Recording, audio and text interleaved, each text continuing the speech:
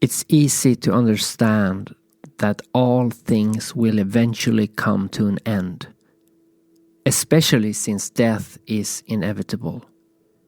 But can we comprehend eternity or infinity?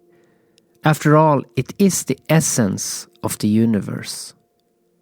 Even so, it is far more difficult to perceive the notion that there never was a beginning in the first place. Infinity into the future is conceivable, but into the past, that idea is mind-boggling for most. Thankfully, science has proposed a currently satisfactory solution: the Big Bang. According to science, the universe materialized roughly 14 billion years ago with the calcinating essence of the Big Bang. In alchemy, calcination symbolizes the purification or transformation of a substance, and it transforms the substance through intense heat. And this is what the Big Bang did. It triggered a transformation of the primordial substance, illum, through extreme heat and pressure. This process led to the birth of the universe as we understand it today, complete with all its matter and radiation. The universe then spent a long period cooling down until finally, about 5 billion years ago, our sun was born. In 1948, theoretical physicist and cosmologist George Gamow, along with cosmologist Ralph Asher Alper, presented a paper titled The Origin of Chemical Elements. In this document, they introduced a hypothetical original substance or condensed state of matter, which they referred to as illum. The term illum originates from an obsolete Middle English philosophical term that roughly translates to primordial substance from which all matter is formed. This concept is similar to what many ancient cultures refer to as the cosmic egg. Illum was the primordial plasma that underwent Big Bang nucleosynthesis, and it was opaque to radiation, meaning that light could not travel in a straight line, and thus nothing could be seen. The recombination of the charged primordial plasma into neutral atoms made the universe transparent, releasing light from the chaos, a process that took nearly 400,000 years. The radiation emitted from this alchemical process is still observable as cosmic microwave background radiation. George Gamow wrote, "It took less than an hour to make all the atoms in the universe, a few 100 million years to make the stars and planets, but 3 billion years to make man."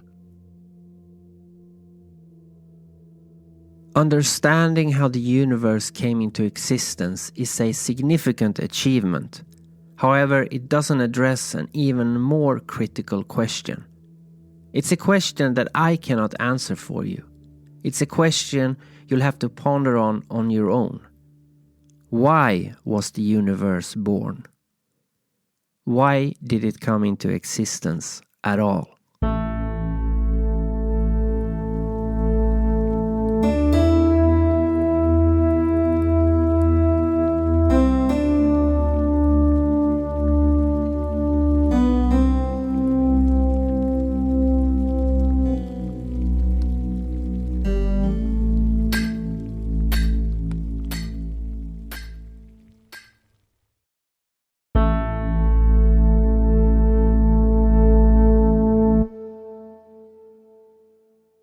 Most likely somewhere in Africa about 1 million years ago, an ancestor of ours intentionally lit a fire.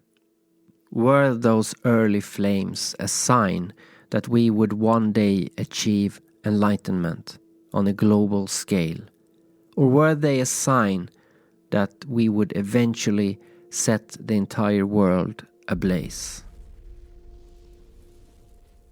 Before the discovery of fire, there was nothing of significance for millions of years.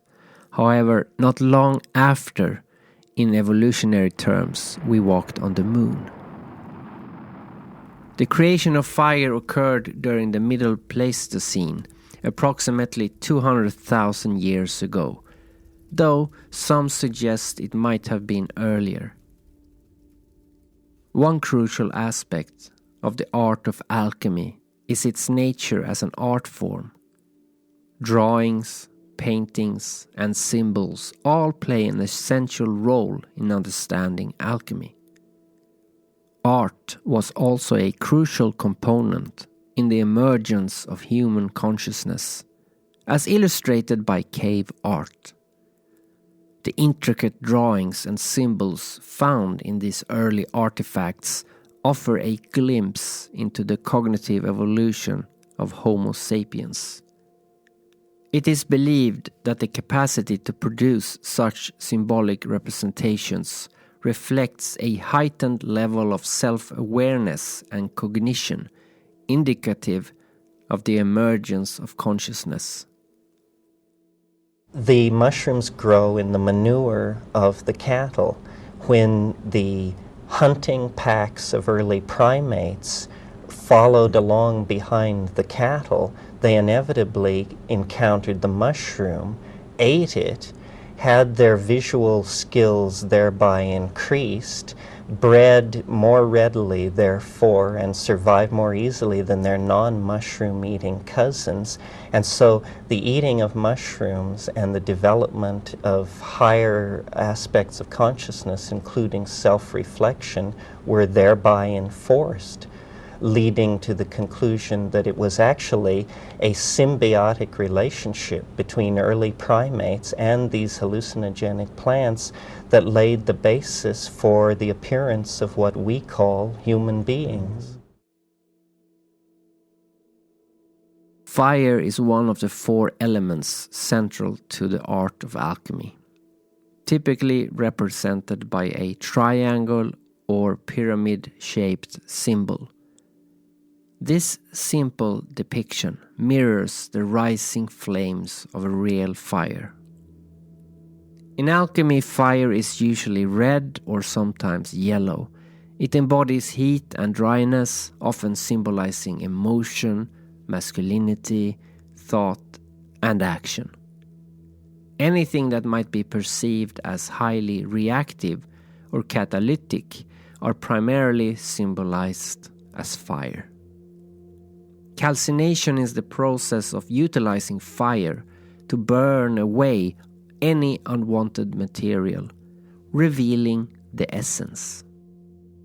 The sun, due to its role as a life-giver and its prominence as a celestial body, is often represented as fire and referred to as the above. The alchemical symbols for gold and the sun are strongly related, sometimes even identical. Could this be why the Egyptians favored the pyramid shape? After all, they did worship the sun, the almighty fire in the heavens. In the tradition of alchemy, fire is not just an element. It also signifies an inner, secret fire. This secret fire is often referred to by alchemists as the all in all, and is considered the most challenging aspect of the entire craft. Without an understanding of this secret fire, one cannot achieve any significant progress. So what exactly is it? In a 16th century text called the Epistle on the Philosophic Fire, John Pontanus wrote about this fire. Those who read Geber and all other philosophers shall never come to an understanding of it, though they live 100 million years. For this fire may not be discovered but by the soul and profound meditation of the mind, following which one will understand the books and not otherwise. Study then this fire, for had I myself found it at the first, I should not have erred 200 times upon the veritable material. By which am I no longer surprised if so many come not to the accomplishment. This is how American writer Mark Stavish explains it in his essay Secret Fire, the relationship between Kundalini, Kabbalah, and alchemy. In the vast majority of humanity, this secret fire, or liberating energy of self-consciousness, lies dormant, asleep at the base of the spine, coiled like a serpent. Only a small amount manages to escape. If it reaches the top of the skull and beyond, a spiritual awakening can occur, allowing for a descent and reascent of the energy, during which the psychic centers can be awakened, allowing for the manifestation of psychic powers and related phenomena. The secret fire ascends as a result of a temporary weakening of the vital energy in the physical body. This is why so many spiritual awakenings take place under great physical stress, times of illness, or near-death experiences. When the secret fire will ascend through the various psychic physical currents, causing it to be enveloped in a sphere of luminous light. When those ancient humans created fire, the great work began. Eventually, perhaps in the glow of such a fire, languages began to form approximately 150,000 years ago. However, the exact timeline remains uncertain. As they sat around the fire, stories were told and questions arose. Questions such as, who are we? Where are we? And why? Even though fire could be produced using stones, it still replaced stone worship with fire worship. Even today, our most important tool is something that could be symbolized as fire: electricity. With fire as an ally, the night was conquered. It is suggested that shamanism evolved around 30,000 years ago. But it's impossible to know exactly, given that shamanism is primarily an oral tradition. The term shamanism was first applied by Western anthropologists when they observed the ancient religion of Turks, Mongols, and other groups. Armchair anthropologist Mircea Eliade wrote in Shamanism, Archaic Techniques of Ecstasy, that a first definition of this complex phenomenon, and perhaps the least hazardous, will be shamanism equals technique of religious ecstasy. Shamanism is associated with indigenous and tribal societies, encapsulating the idea that shamans serve as mediators or messengers between the human world and the spirit world.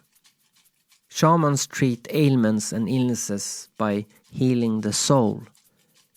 The alleviation of traumas affecting the soul or spirit is believed to restore balance to the individual's physical body, making it whole. Shamans also claim to enter supernatural realms or dimensions to obtain solutions to problems afflicting the community. They assert that they visit other worlds or dimensions to bring guidance to misguided souls and heal the human soul's illnesses. They accomplish this through ecstatic dancing, drumming, plant medicines, fasting, and other techniques that could potentially allow the secret fire to ascend, enveloped in a sphere of luminous light. The shaman was the alchemist who eventually evolved into the scientist. The term shamanism derives from the Russian word saman, which in turn originates from the Tungusic language word saman. The etymology of the word is occasionally linked to the Tungus root sa, which means to know, but this connection is still under debate. The term shamanism is of course problematic because it is used to refer to a wide range of different cultures and practices around the world. which can vary dramatically and may not be accurately represented by a single concept. While various indigenous cultures around the world use different terms, often translated to healer, they frequently resort to the term shaman due to the dominance of Western culture. For the purpose of this series, I will use the umbrella term shamanism, but keep in mind that it's akin to calling all religions Christianity, which is not really accurate. But the word is generally understood, so I will continue to use it. Shamanic practices may have originated as early as the Paleolithic era, the Old Stone Age, predating all organized religions. We are discussing a time range that spans from 10,000 to 1 million years ago. I personally believe that fire played a significant role in the genesis of shamanism. The presence of fire, especially on a moonlit night, still wields an incredible power even today. For millions of years, the moon served as the sole source of nighttime light. The sun symbolizes positivity, consciousness, masculinity, and fatherhood. In contrast, the moon represents negativity, the subconscious, femininity, and motherhood. The phases of the moon correlates closely with the cycles of women. The moon is cold and moist, unlike the sun's hot and dry aspects. In symbolic terms, the sun is gold and the moon is silver. This relationship perfectly illustrates the concept of yin and yang. It is important to understand that neither is superior or more influential than the other. Their weakness only comes into existence if one ceases to exist. If there were only yin or only yang, it would be a nightmare. Their strength derives from the existence and union of the two, from the marriage of the two. Just as the sun represents fire, the moon symbolizes water. Water is one of the 4 essential elements in alchemy. Symbolically, water is depicted as an upside-down triangle or pyramid, essentially the inverted symbol for fire, which is represented by an upright triangle or pyramid. An inverted pyramid is also, due to its shape, a symbol of the vagina, representing femininity and womanhood. If you position the symbol for water above the symbol for fire, marrying the man with the woman, you form the Star of David, best known as the symbol on the flag of Israel. Now, this symbol is also referred to as the Seal of Solomon. According to legend, King Solomon used alchemical techniques to produce all the gold in his temple. The Seal of Solomon is not originally a uniquely Jewish symbol. It has been used in various motifs throughout human history. After all, its true meaning is the alchemical wedding of fire and water, the above and the below. The sun rules above, the moon rules below. As above, so below. Moon in English and its equivalent in other languages are rooted in the Proto-Indo-European root me, meaning to measure. This is a result of the moon's function as the first universal measurer of time for mankind. The moon has always captured our imagination as the only great light in the night sky. This fascination has led to terms such as moonstruck, moonshine, and of course lunacy or the lunatic, which refer to the perceived effects of the moon's gravity on our brains. Some claim that a full moon can stimulate an increase in madness. Both the sun and the moon hold exceptional importance in ancient cultures, especially within shamanism. They are often considered foundational elements in most, if not all, religions and spiritual practices. I see many similarities in the diverse practices of shamans and alchemists. Primarily, they both work with what nature provides and concoct potions in their respective laboratories.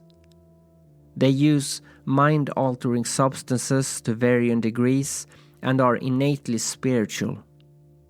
Both strive to transform, transmute, transcend, and awaken the secret fire. No one knows what the secret fire is, and alchemists are usually tight-lipped about it. But if I had to make an educated guess, I would say that the secret fire is the mind liberated, at least in the context of inner alchemy and not outer alchemy, so-called laboratory work. If the secret fire is actually a substance, well then your guess is as valid as mine.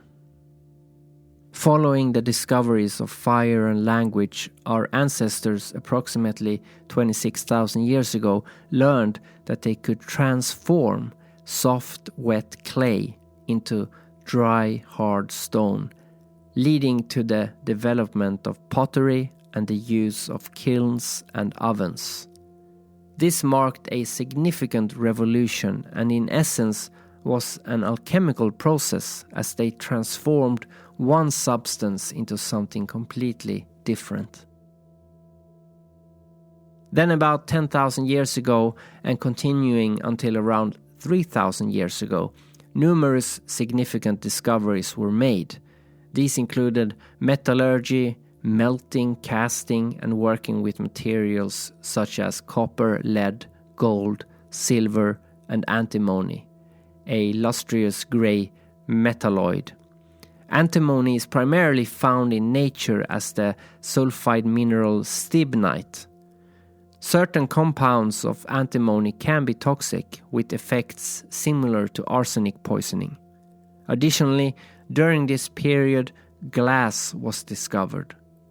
Of course, we can also not forget the invention of the wheel.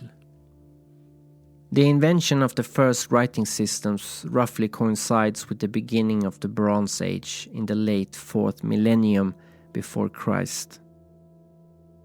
Generally, the Sumerian archaic cuneiform script and the Egyptian hieroglyphs are considered to be the earliest writing systems.